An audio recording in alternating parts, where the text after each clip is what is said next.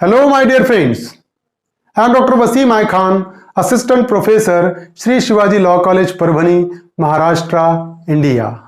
In today's lecture, we will discuss Section 291 to Section 299 of Criminal Procedure Code 1973, which dealt with evidence in inquiries and trial कि क्या process रहेगा evidence का किसी inquiry और trial में, किस तरीके से एविडेंसेस रिकॉर्ड किए जाएंगे। सेक्शन 291 से लेकर सेक्शन 299 आज के इस लेक्चर में हम कवर करने वाले हैं। साथ ही साथ हम डिस्कस करेंगे इन सेक्शंस पर पूछे गए क्वेश्चन और ऐसे क्वेश्चन जो एग्जामिनर इन सेक्शंस पर पूछ सकता है। So let's start the topic.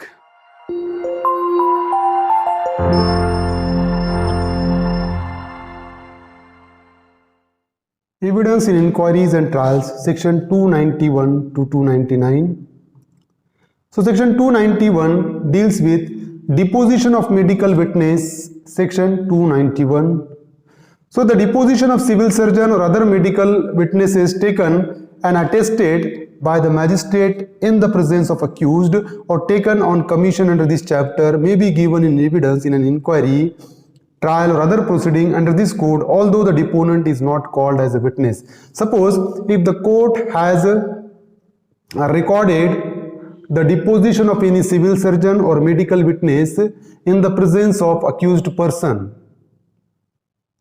whether it may be in the course of inquiry, trial or other proceeding, then such particular deposition may be given in evidence although the deponent is not called as a witness.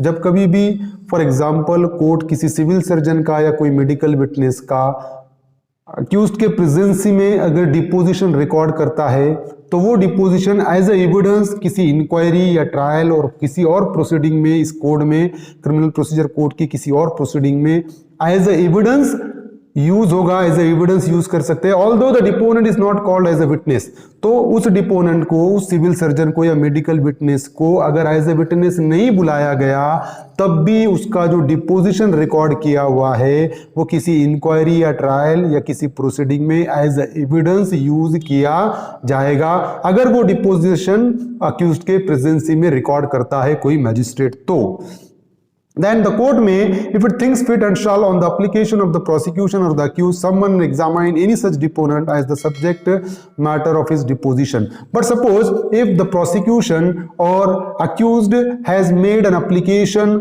to the court, and in that particular application, if the prosecution and accused has requested to examine such a deponent, such a civil surgeon or medical witness, under such circumstances court can issue a summons against that particular civil surgeon or medical witness. तो अगर कोई prosecution या accused अगर चाहता है कि उसको examine करे कोर्ट में और ऐसी एप्लीकेशन अगर वो कोर्ट को देता है तो कोर्ट उस सिविल सर्जन और मेडिकल विटनेस के अगेंस्ट में सम्मन्स इशू करके उसको कोर्ट बुलाकर उसका स्टेटमेंट रिकॉर्ड कर सकता है।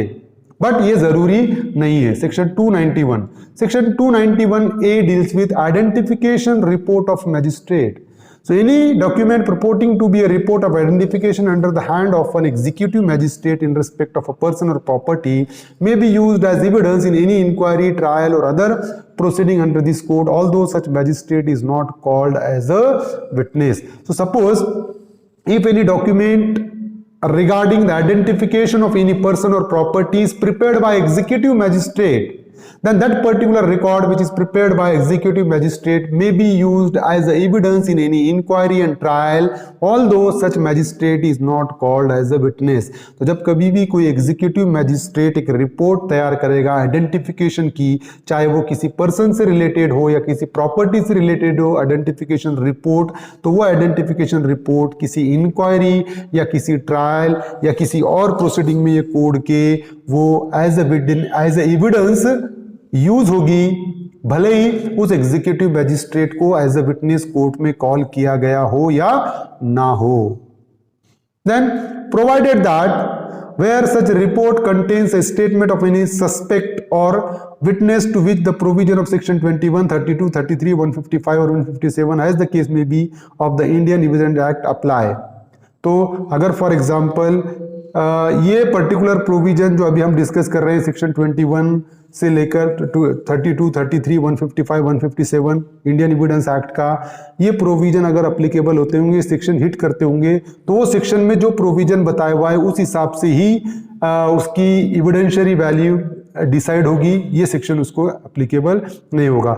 Such statement shall not be used under this subsection accept in accordance with the provision of दो सेक्शन। तो अगर ये सेक्शन में जो प्रोविजन बताए हुए जो अभी हमने डिस्कस किए, तो ये सेक्शन में जो प्रोविजन है उसी हिसाब से वो यूज होगा, ये सेक्शन उसको अट्रैक्ट नहीं करेगा। द कोर्ट में if it thinks fit and shall on the application on the prosecution और of accused summon and examine such magistrate as the subject matter of the said report. यहां पर भी वही है कि अगर आइडेंटिफिकेशन रिपोर्ट तैयार करता है एग्जीक्यूटिव मैजिस्ट्रेट तो उसको एज एविडेंस बुलाने की जरूरत नहीं है, लेकिन अगर प्रोसिक्यूशन या अक्यूज्ड एप्लीकेशन करते हैं कोर्ट में और वो एप्लीकेशन के जरिए वो एग्जीक्यूटिव मैजिस्ट्रेट को एग्जामाइन करना चाहते हैं, तो उस सिचुएशन में मैजिस्ट्रेट क्या कर सकता है, उसको समन्स भेज सकता है एग्जीक्यूटिव मैजिस्ट्रेट और उसको एज ए विटनेस एग्जामाइन किया जा सकता है।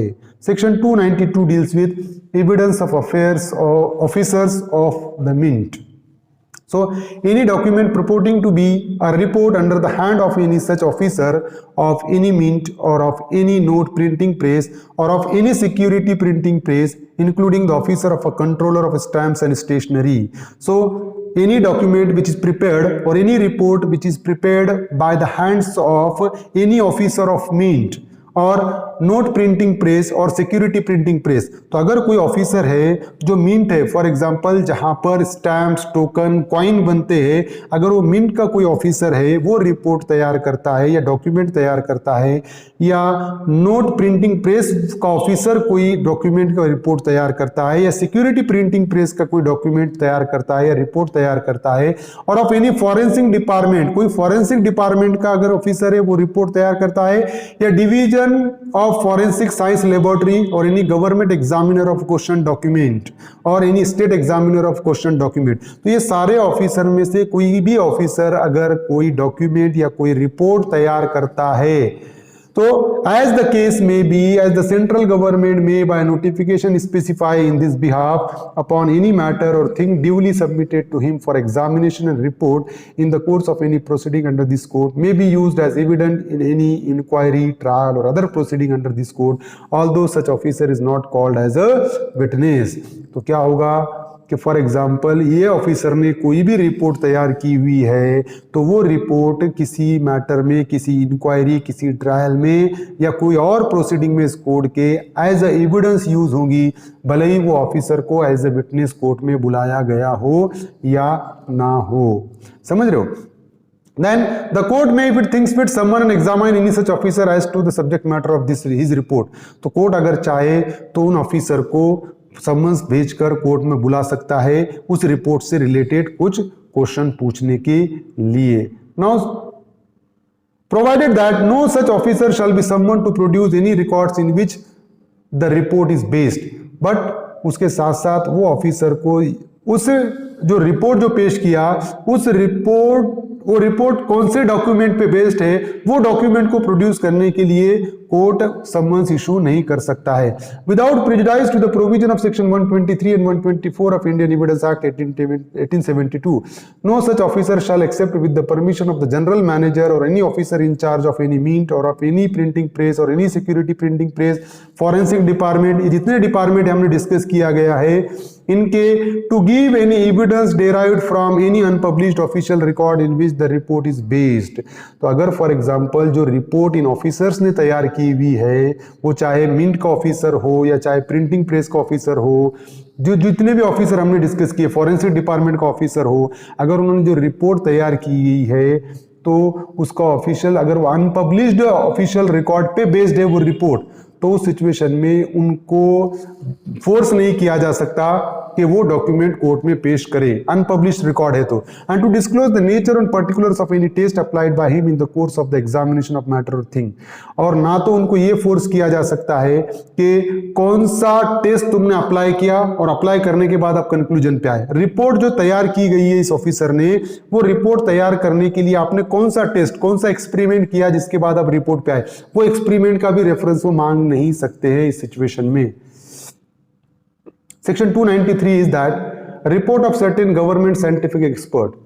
So any document purporting to be a report under the hand of a government scientific expert to whom this section applies upon any matter or thing duly submitted to him for examination or analysis, a report in the course of any proceeding under this code may be used as evidence in any inquiry, trial or other proceeding under this code.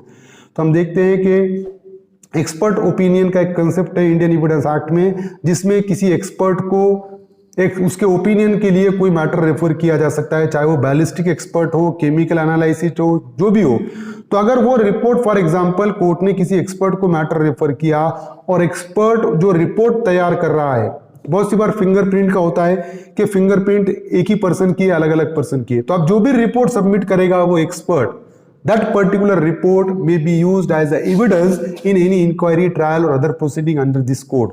तो वो as a evidence use होगी. The court may, if it thinks fit, summon and examine any such expert as to the subject matter of his report.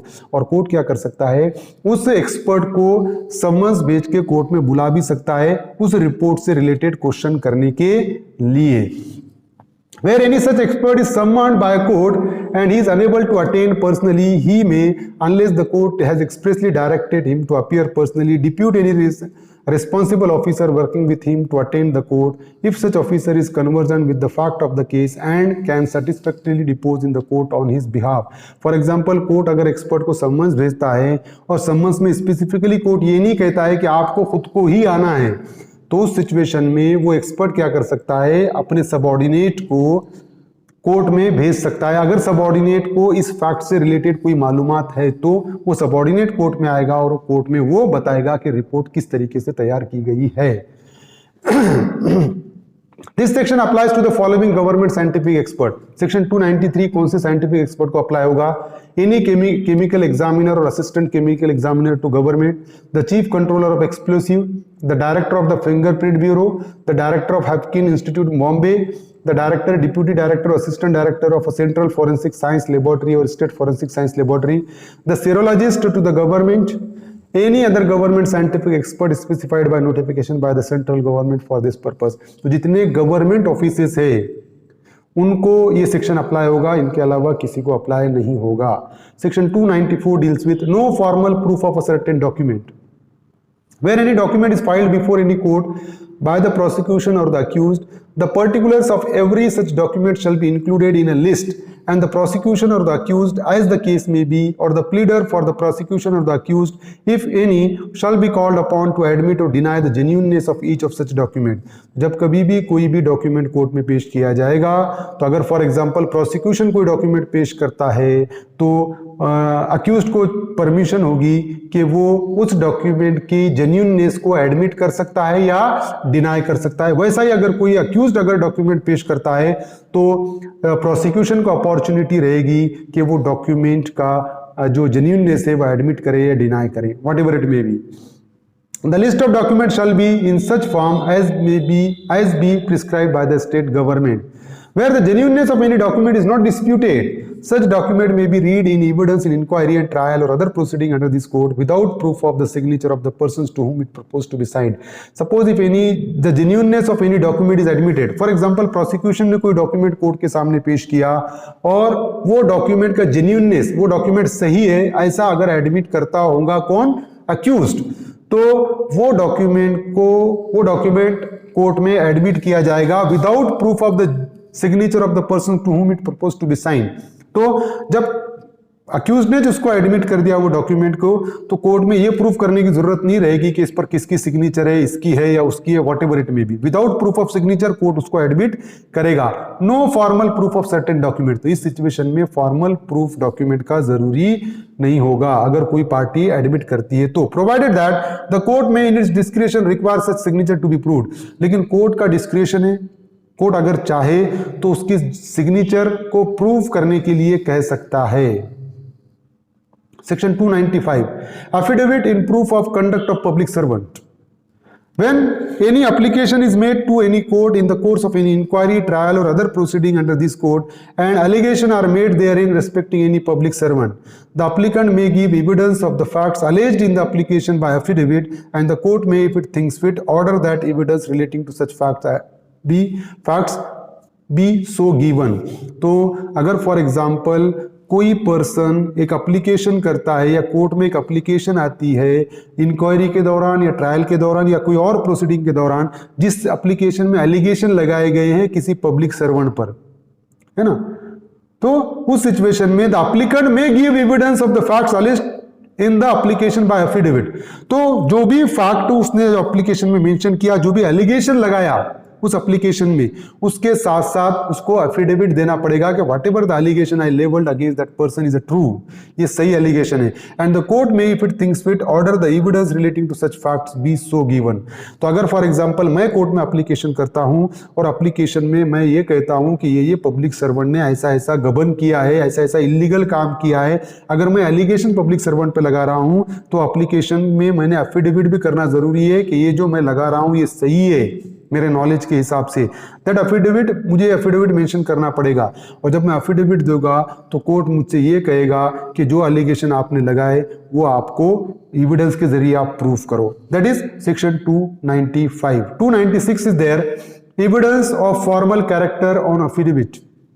The evidence of any person whose evidence is of a formal character may be given by affidavit and may, subject to all just exception, be read in evidence in any inquiry, trial or other proceeding under this code. The court may, if it thinks fit and shall, on the application of the prosecution or the accused, summon and examine any such person as to the fact contained in his affidavit. तो क्या होगा कि जब कभी भी कोई person affidavit देगा, the evidence of any person whose evidence is of a formal character may be given by affidavit. तो एविडेंस जो भी पर्सन देगा तो वो एफिडेविट के जरिए देगा, subject to all just exception, be read in evidence in any inquiry, trial और other proceeding under this code. The court may, if it thinks fit and shall, on the application of the prosecution और the accused, summon and examine any such person as to the facts contain in the affidavit. जब कभी भी कोई person affidavit देगा तो affidavit जब देगा तो वो affidavit as a evidence court में इंक्वायरी ट्रायल में यूज होगा।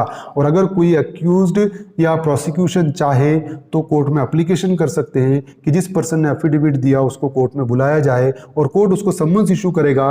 और उसको समन्स इशू करने के बाद जब वो पर्सन जिसने एफिडेविट दिया था उसको कोर्ट में एग्जामाइन किया जाएगा। Section 297 deals with authorities before whom affidavits may be sworn. So affidavits to be used before any court under this code may be sworn or affirmed before. तो अगर जो भी एफिडेविट्स कोर्ट में पेश किया जाना है एज ए एविडेंस, अब वो एफिडेविट किसके सामने एग्जीक्यूट होना जरूरी है? तो एनी जज और जुडिशियल और एग्जीक्यूटिव मैजिस्ट्रेट। तो एफिडेविट किसके सामने? जज, जुडिशियल और executive magistrate. Any commissioner of oath appointed by the high court और कोर्ट ऑफ सेशन। अगर कमिश्नर ऑफ ओथ है जिसको हाई कोर्ट ने या सेशन कोर्ट ने अपॉइंट किया है, इसके सामने वो एफिडेविट एग्जीक्यूट होना जरूरी है। Any notary appointed under this notaries act. Notaries act 1952 में अगर कोई नोटरी अपॉइंट किया गया है तो नोटरी के सामने एग्जीक्यूट किया हुआ, स्वर्ण किया हुआ एफिडेविट भी कोर्ट में पेश किया जाएगा। Affidavit shall be confined to and shall state separately such fact as the deponent is able to prove from his own knowledge and such fact as he has reasonable ground to believe to be true, and in the latter case the deponent shall clearly state the grounds of such belief. तो आपने देखा होगा कि जब कभी भी कोई person affidavit पेश करता है कोर्ट में या कोई भी, तो एफिडेविट के नीचे लास्ट में एक पैराग्राफ होता है कि the above information is correct to the best of my knowledge, है ना? That should be mentioned and that provision is under section 297 sub clause 2। Sub clause 2 में बताया हुआ है कि जब कभी भी कोई एफिडेविट देगा तो वो नीचे ये इंफॉर्मेशन देगा कि ये जो है ये मेरे नॉलेज के हिसाब से करेक्ट है और इसमें कुछ गलत अगर हुआ तो उसके लिए रिस्पॉन्सिबल मैं रहूंगा, ऐसा मेंशन करना जरूरी होगा एफिडेविट में। That is mentioned in section 297 subclause 2. Subclause 3 deals with the court may order any scandalous and irrelevant matter in the affidavit to be struck out of or amended. तो court को power है, अगर कोई for example irrelevant matter है या कोई scandalous matter है जिसमें किसी पे एलिगेशन लगाए गए हैं, व्हाटएवर इट मे बी, तो कोर्ट एफिडेविट के उस पार्ट को स्ट्रक डाउन कर सकता है या उसको अमेंड करने का ऑर्डर दे सकता है। प्रोबेबल क्वेश्चन है 297 पे, affidavit to be used before any court under this code may be sworn और affirm before any executive magistrate, commissioner of oath appointed by high court, notary appointed under the notaries act 1952, all of the above. तो हमने देखा कि all of the above is a correct answer. ये तीनों के सामने notary affidavit execute होता है तो वो रिलेवेंट होगा। सेक्शन 298 प्रीवियस कन्विक्शन और acquittal how proved. In an inquiry, trial, or other proceeding under this code, a previous conviction or acquittal may be proved in addition to any other mode provided by any law for the time being in force. तो किसी inquiry या trial में क्या होगा, a previous conviction or acquittal may be proved, पिछली conviction या acquittal prove की जा सकती है। कैसा? By an extract certified under the hand of the officer having the custody of record of the court in which such conviction और acquittal was held to be a copy of the sentence और order. तो जो court ने सजा पास किया है और वो जो डॉक्यूमेंट का जिसके पास कस्टडी है वो ऑफिसर अगर कॉपी देता है उस सेंटेंस ऑर्डर की, तो that can be produce before the court of law to prove the previous conviction और एक्विटल। तो प्रीवियस कन्विक्शन एक्विटल को प्रूव करने के लिए ये डॉक्यूमेंट कोर्ट में पेश किया जा सकता है। In case of a conviction either by certificate signed by the officer in charge of a jail in which the punishment और any part of thereof was undergone और by production of the warrant of commitment under which the punishment was suffered. तो अगर for example conviction होती है तो जो jail का officer in charge है प्रिजन का, उसका सर्टिफिकेट वो ये बोल सकता है कि इतना इतना सजा इस अक्यूज ने हमारे जेल में भुगता है। तो that is also one of the proof to prove the previous conviction or acquittal. Then together with in each of such case evidence as to the identity of the accused person with the person so convicted or acquitted. तो ये चीजें court में पेश की जाएगी। 299 record of evidence in absence of accused. So if it is proved that an accused person has absconded and that there is no immediate prospect of arresting him, तो अगर ये प्रूव होता है कोर्ट में कि अक्यूज्ड भाग चुका है और उसकी इमीडिएट अरेस्ट पॉसिबल नहीं है, the court competent to try और commit for trial such person for the offence complained of may in his absence examining the witness if any produced on behalf of the prosecution and record their deposition, and any such deposition may on the arrest of such person be given in evidence against him on the inquiry into a trial for the offense with which he is charged। तो क्या होगा कि अगर कोई accused भाग चुका है, उसका अरेस्ट पॉसिबल नहीं है, उस सिचुएशन में क्या होगा कि कोर्ट को पावर है, कोर्ट क्या करेगा कि अगर प्रोसिक्यूशन के पास कोई विटनेसेस है तो वो उनको प्रोड्यूस करने के लिए कहेगा, उनको एग्जामाइन करेगा, और वो जो एग्जामाइन करने के बाद जब कभी भी अगर कोई अक्यूज्ड अरेस्ट होगा तो वो एग्जामिनेशन को क्या करेगा, वापस से वो विटनेस को कोर्ट में बुला के एज ए एविडेंस कोर्ट में पेश किया जाएगा, उसको एग्जामाइन किया जाएगा। That is the provision. If the deponent is dead और इनकेपेबल ऑफ गिविंग एविडेंस और cannot be found in or his presence cannot be procured without an amount of delay, expense or inconvenience which under the circumstances of the case would be unreasonable।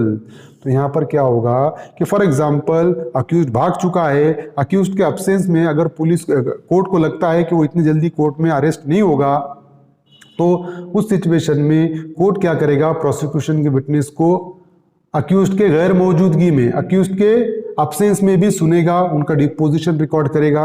अब deposition record करने के बाद अगर accused arrest होता है तो arrest होने के बाद फिर से वो विटनेसेस को बुलाया जाएगा और उनका एग्जामिनेशन होगा in the presence of accused.